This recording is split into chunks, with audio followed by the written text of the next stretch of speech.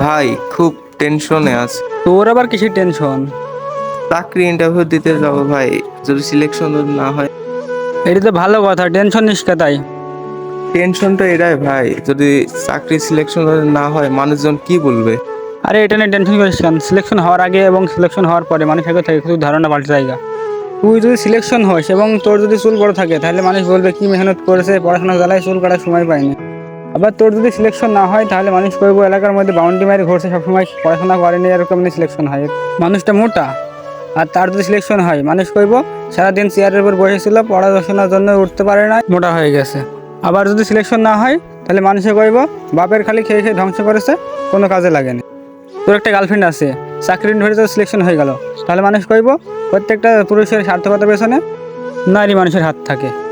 আর যদি সিলেকশন না হয় তাহলে বেসেলি 12 ভাতারি, সারাদিন মেয়ে নিয়ে ঘুরে, সারাদিন ফটোন্ডি করে বেড়ায়, গাড়ি নিয়ে ঘুরে বেড়ায়, বাজার বাজার ঘুরে বেড়ায়, পড়াশোনা করে না, এর কি আপনি চাকরি হবে? তুই ভাই যতই কষ্ট করিস না কেন, মানুষ কিছু না কিছু কইবই। এই সমাজের মানুষের কাজই ওইটা, একজনের কথা আরেকজনের কাছে লাগানো। তাই লোকের কথা কান না দিয়ে নিজের ভালোটা নিজেকেই বেছে নিতে হবে।